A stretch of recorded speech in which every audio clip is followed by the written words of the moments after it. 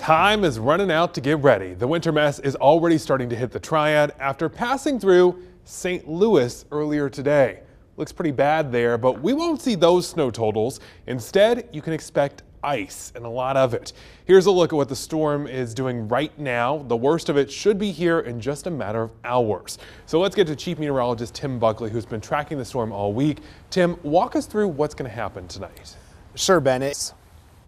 Sounds like some smart advice. Now, breaking news out of Greensboro, where crews are investigating a fire at the Palmer House Apartments. That's off Yanceyville Street. W4 News 2's Jansen Silvers is live there now. Jansen, I see the crews behind you. What do you know?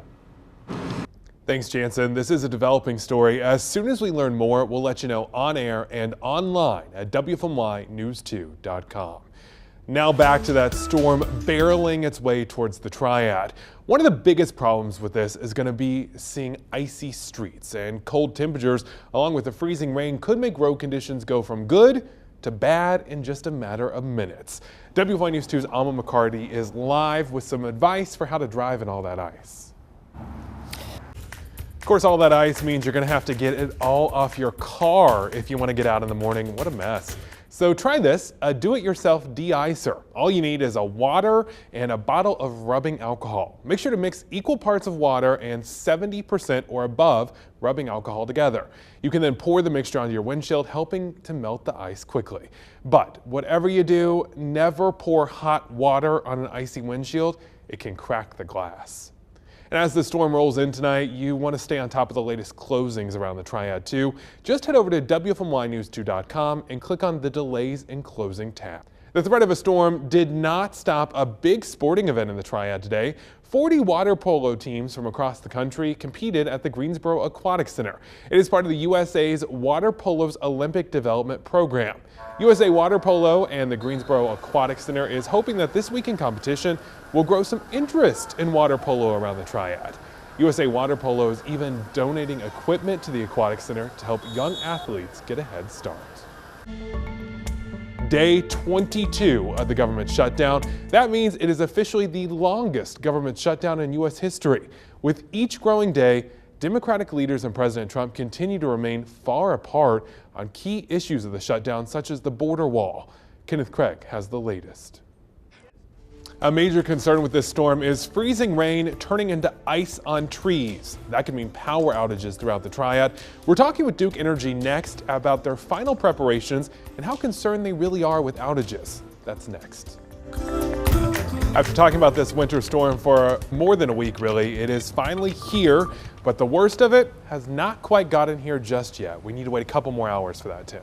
Yeah, Ben, you may have seen some sleet pellets. A live look across Greensboro. All is calm now, but don't let that fool you. The storm is coming, and with ice, power outages are a real concern. But Duke Energy says they will be prepared for whatever happens. Joining us now on the phone is Duke Energy spokesperson Jeff Brooks. Jeff, how concerned are you guys with the threat of power outages this time?